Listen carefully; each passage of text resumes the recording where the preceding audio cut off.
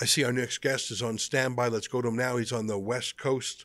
So it's only 9 p.m. out there. I'm talking about Joel Pollak, senior editor at large of Breitbart.com. Joel, at this time 4 years ago, it was very much uncertain what would happen. In fact, things were looking good for Trump.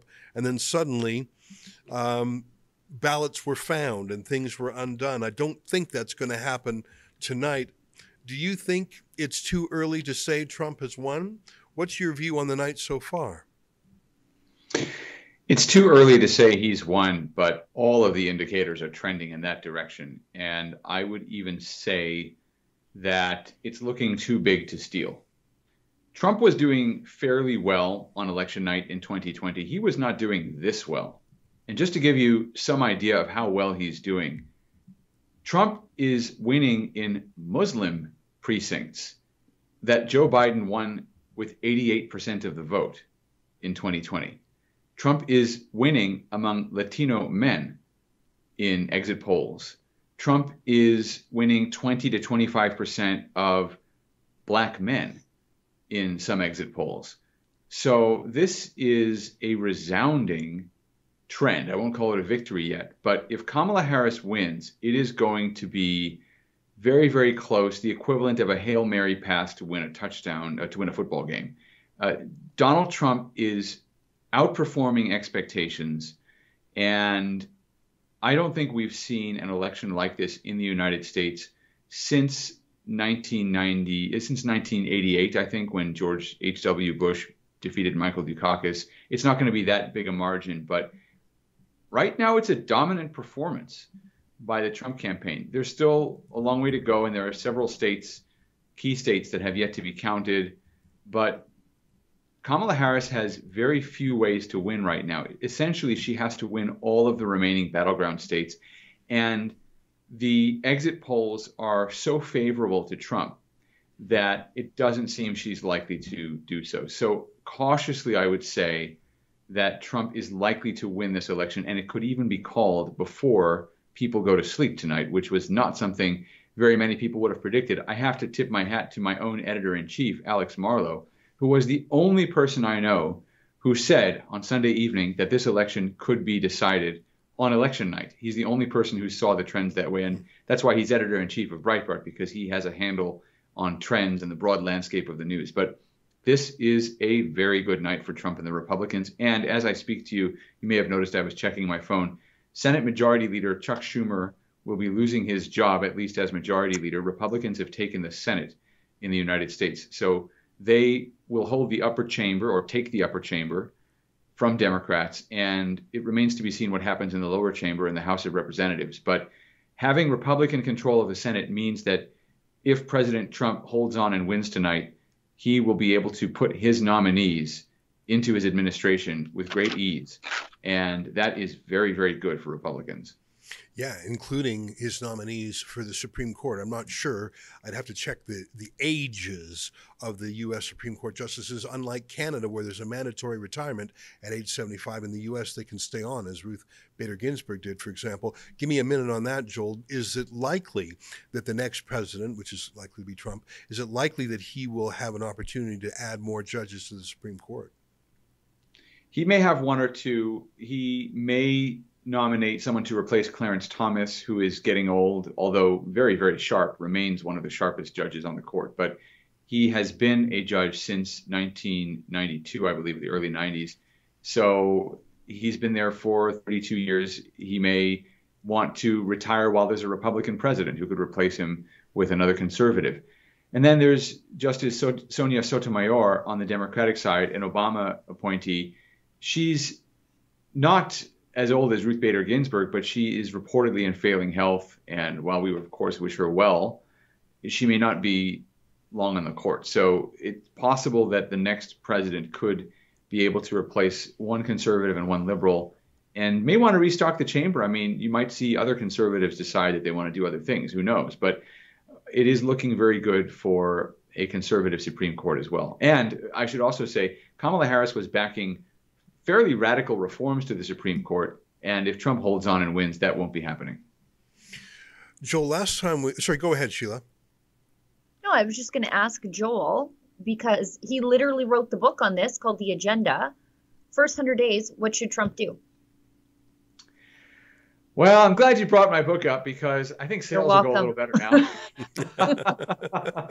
That's probably the first laugh I've allowed myself all evening. You know, it's sort of a very tense situation. But yes, now people will finally buy this book. Look, it was not a bestseller when it came out. It got interest from the right people. I will say it wasn't widely read, but it was well read, you know.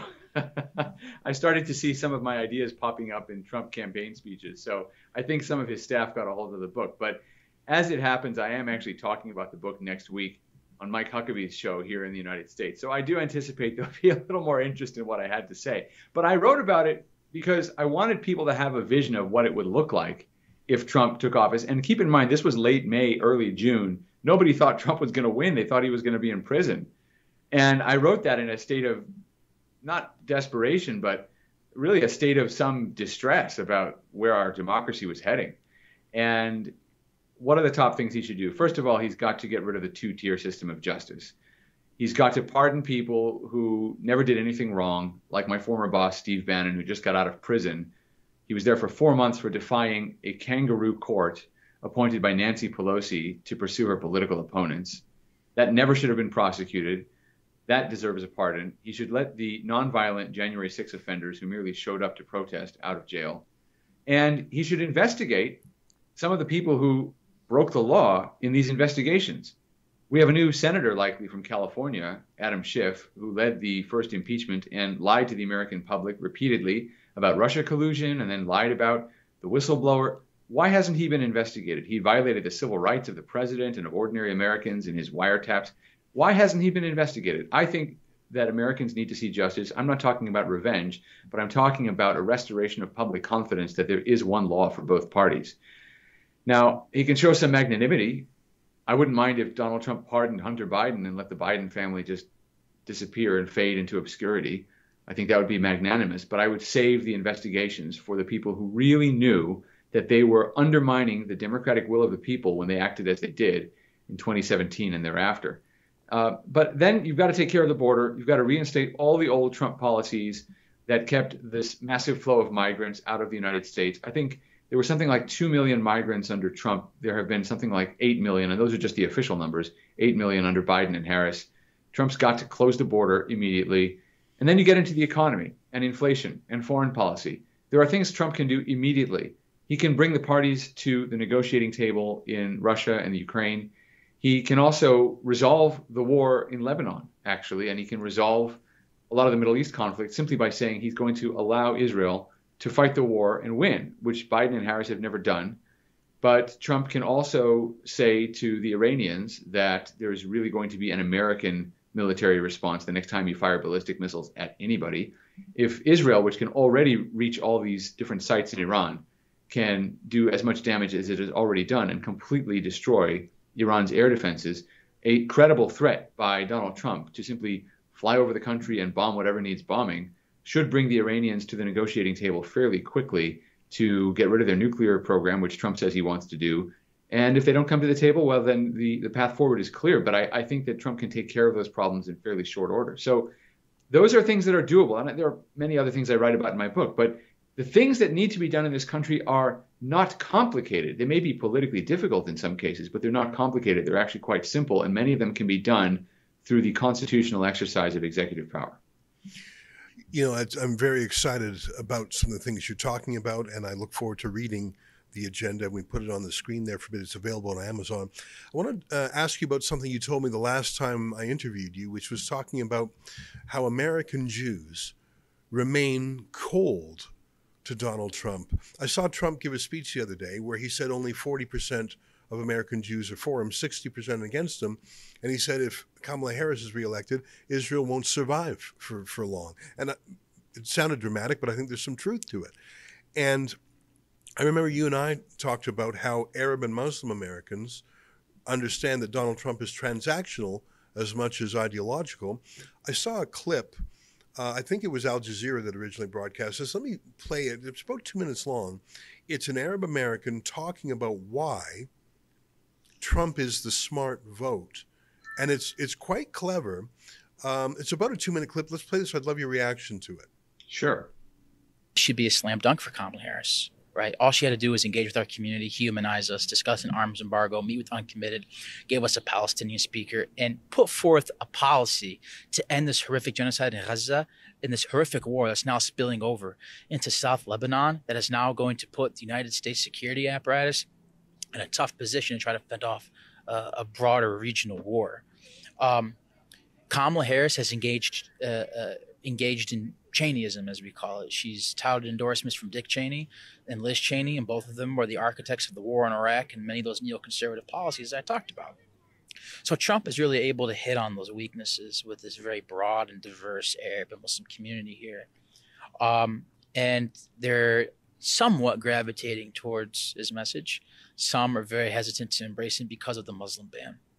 But the reason why you're starting to see increased support for Trump is not only because he's going after Kamala Harris's policies and kind of embracing Dick Cheney and Liz Cheney, is also because it seems that Trump, whether it be for his own reasons or because maybe he cares, probably not, he's more willing to meet with Arab Americans. He was just here at the Great Commoner. He was in Hamtramck. He met with Mayor Ahmed Khalib. He's talking to him about family values, which is something that Arab Americans in the city care about.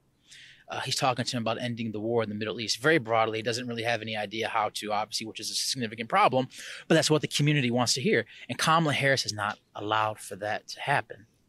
She has given Donald Trump this opening, I believe, to engage with our community and maybe even manipulate them.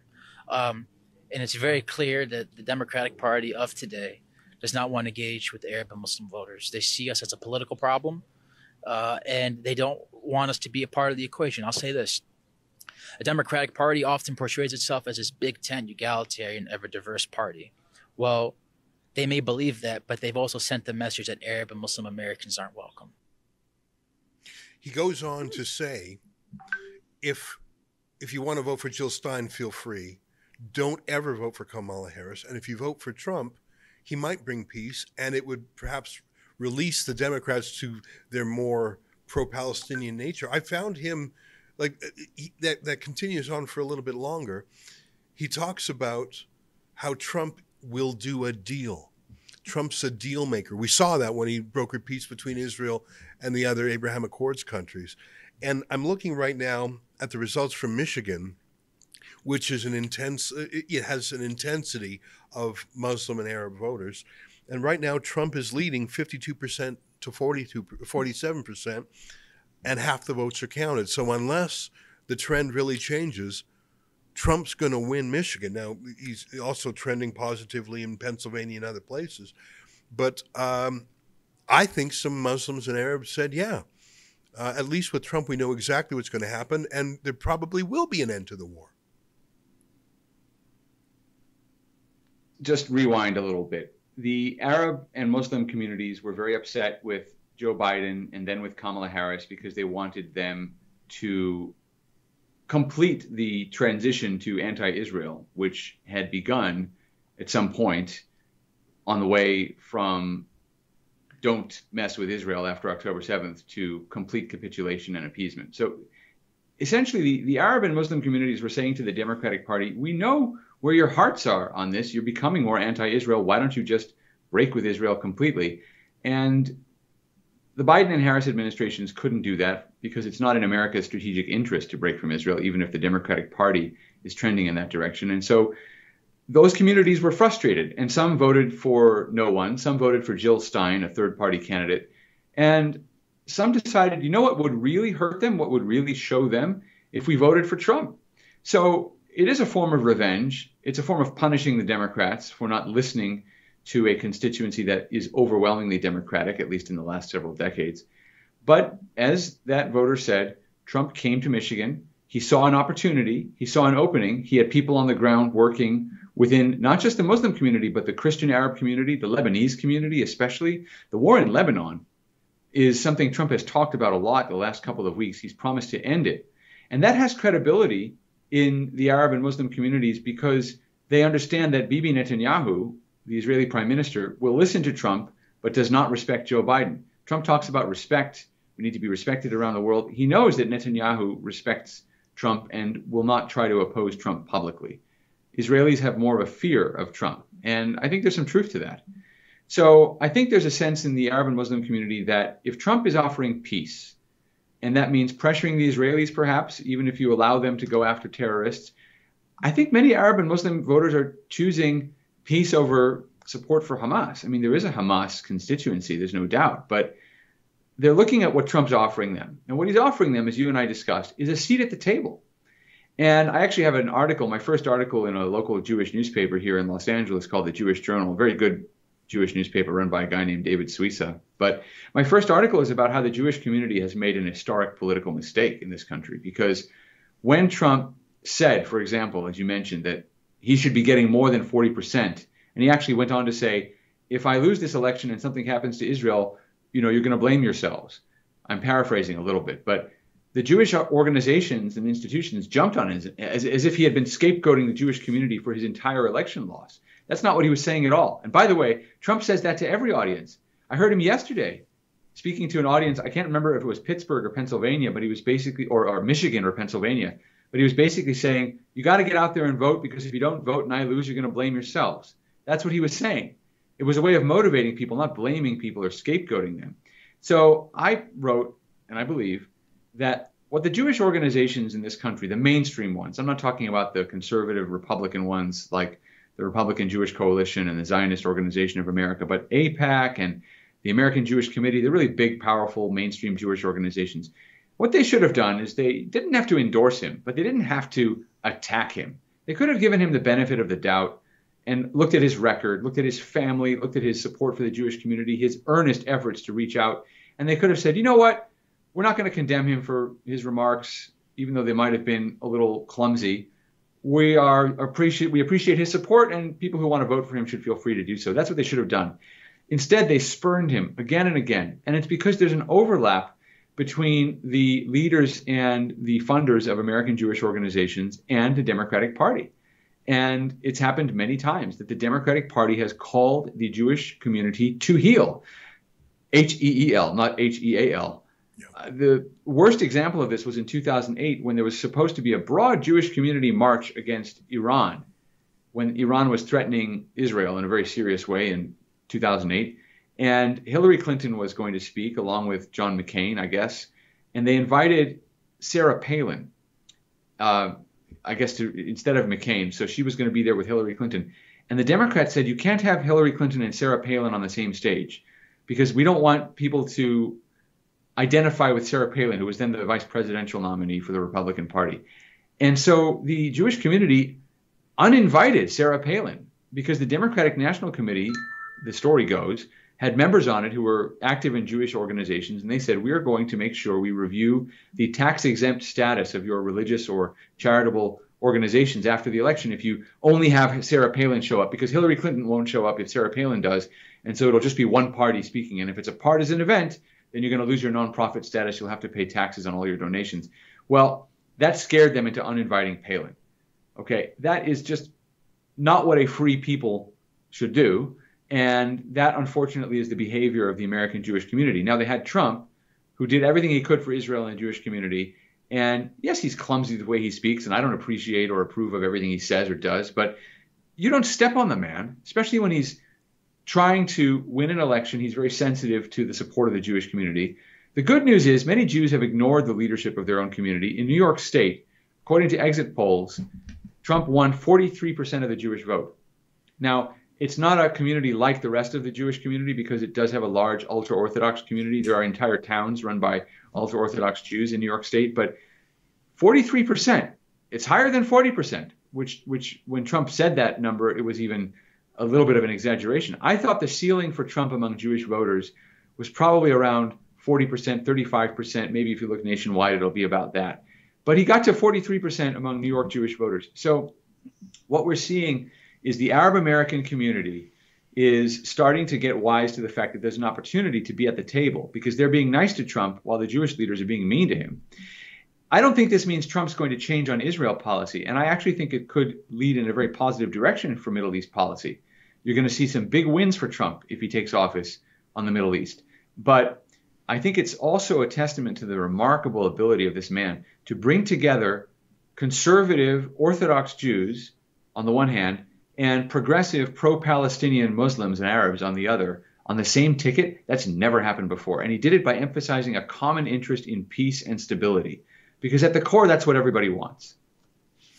You know, and your point about respect and strength, and that is the opposite message that Kamala Harris projects, and that she wants, like her whole, you and I talked about some of those laughably unmasculine dudes for Harris ads, and you made the clever point that they weren't actually reaching out to men, they were reaching out to women saying, this is the men we like.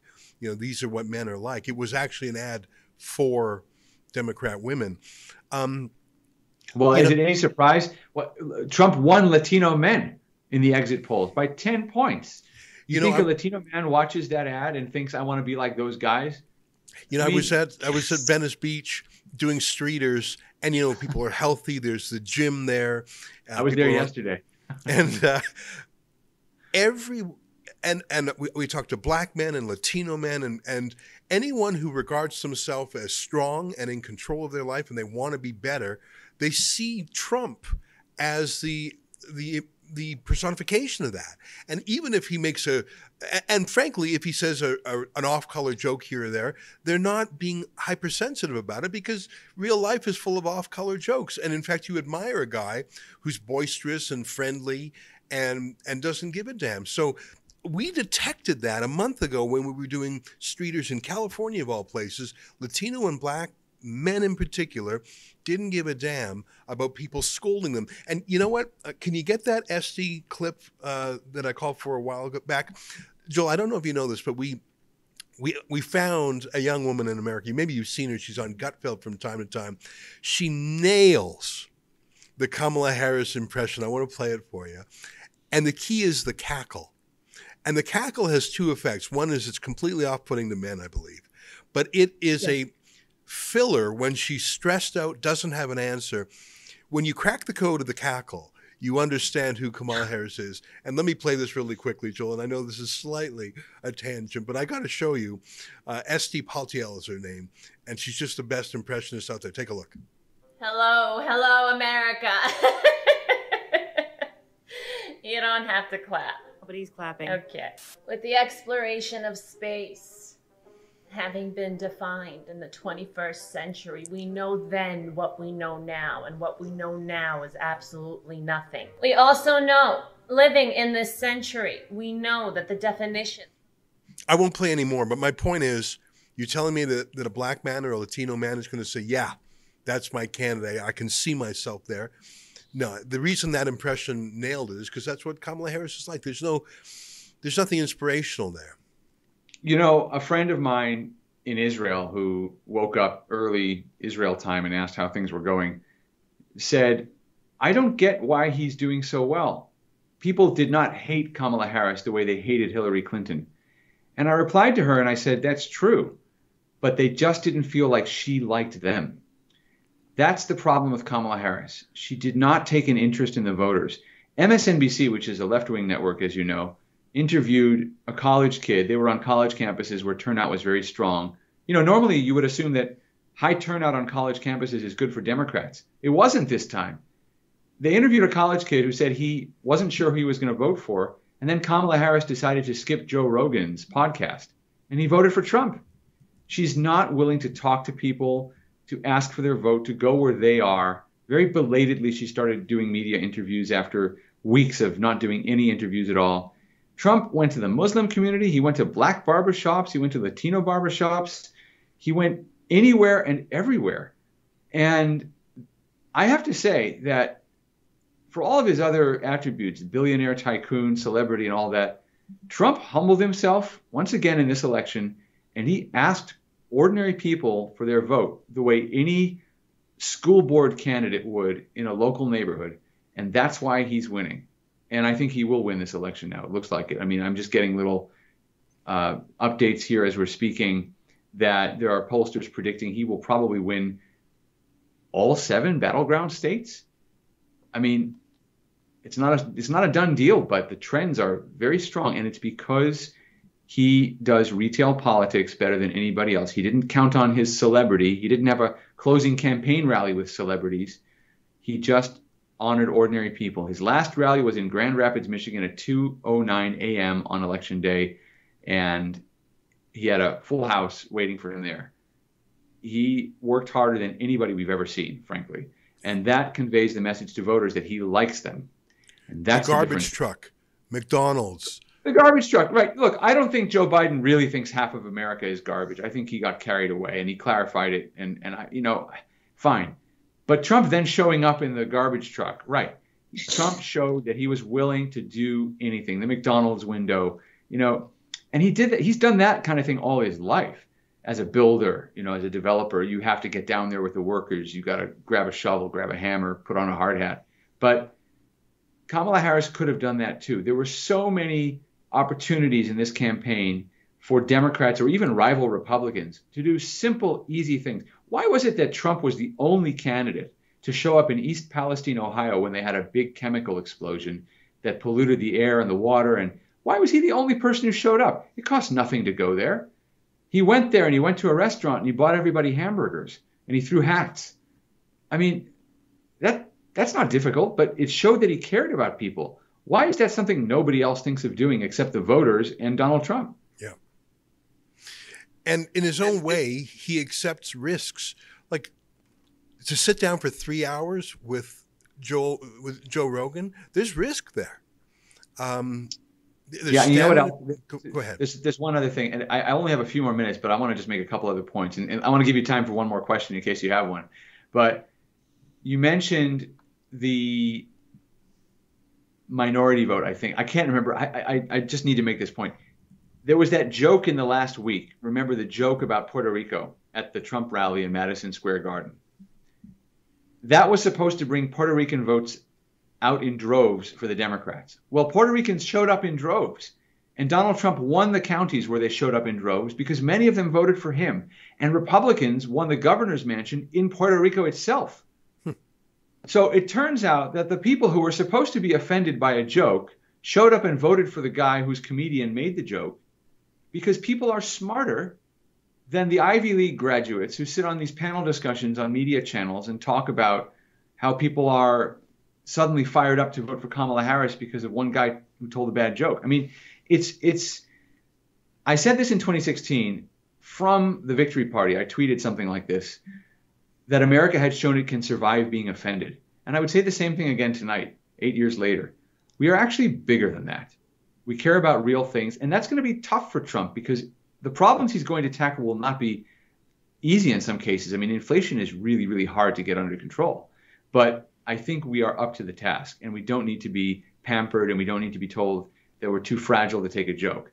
Last word to you before I have to run. Sheila, go ahead. Sure.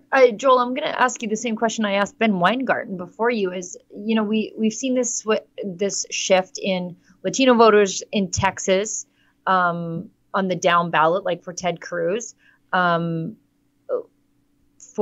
Puerto Ricans in Florida. I mean, the Republicans aren't winning that demographic, but there's a huge shift towards Republicans. I think Latinos in Pennsylvania also. What's causing that trend? Latino Americans are like other Americans. They want to work. They want to be able to afford a good life. And they don't want illegal immigrants coming in through a porous southern border and competing with them for jobs. It's just very simple. And they don't want to watch billions sent to Ukraine while we can't secure the border. The conventional wisdom in the Mitt Romney era was that immigration was hurting Republicans because Republicans were anti-illegal immigration, and therefore there had to be an amnesty as quickly as possible. And Donald Trump and others, including many of my colleagues at Breitbart News, for whom this is a very important issue, said, no way, it's a rule of law issue. You can't give up on patrolling the border. You've got to have a border or you don't have a country, as Donald Trump says. Well, it turns out Latino Americans feel the same way. Most of them are legal immigrants. Those who came illegally were granted amnesty by Ronald Reagan in the 1980s, and they don't want more illegal immigrants coming. And keep in mind, they're not just coming from Central and Southern America now. They're coming from Afghanistan. They're coming from China. They're coming from Africa. Many of them may be wonderful people, but we are supposed to have a process through which the people who are here already get to decide who comes in. And Latino Americans do not like illegal immigration. And that's a reality that is slowly dawning on the Democratic Party.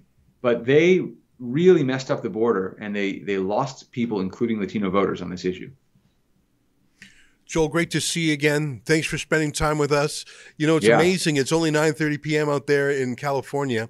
And I was just checking. You mentioned every single battleground state is either won or leaning Republican on the front page of the New York Times with their graphics. And I trust them because I know they say it as grudgingly as can be. So you might be right. He might win every bloody battleground state.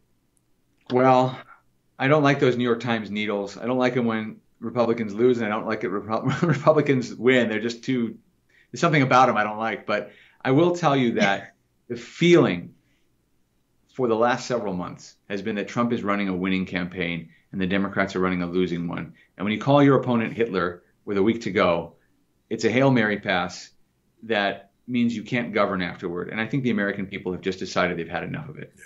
I think that might apply to Canada too, because they've been Sure. running that same campaign up here. Take care, my friend. Thanks for spending so Thank much you. time with us. Thank you. All right, Joel. there you have it. Joel Pollak, Senior Editor-at-Large at Breitbart.com. Very interesting. Oh, hi, it's Ezra Levant here in Toronto with an important message because we need your help. Independent journalism in Canada is under attack. Government censors, big tech deplatformers, and the dying legacy media are all working together to maintain exclusive control on the information you receive. They don't want you to hear other voices like ours, and they really don't want you to be informed and to think for yourself. That's why the work we do here at Rebel News is so important. Our on-the-ground reporting, independent news shows, and special content you won't find anywhere else. It's all designed to give you trustworthy information and alternative viewpoints so you can decide for yourself. We don't get government money, and we are not owned by some big global conglomerate. We're funded by people just like you, so please support independent journalism and help us continue our work by subscribing and becoming a Rebel News Plus member today, right here on the page. Go to rebelnewsplus.com. Members get instant access to all of our shows, invitations to exclusive events, and access to our premium content like live event footage and documentaries you won't see anywhere else. Only Rebel News Plus members can join the conversation by participating in the comments section of our new website. That way you can have your say too. More than anything, though, you'll be able to take pride in supporting real, honest journalism, and you'll help our talented team continue to do the work to push back on the establishment. We really can use your help. We need it, in fact. So thank you, and enjoy Rebel News Plus.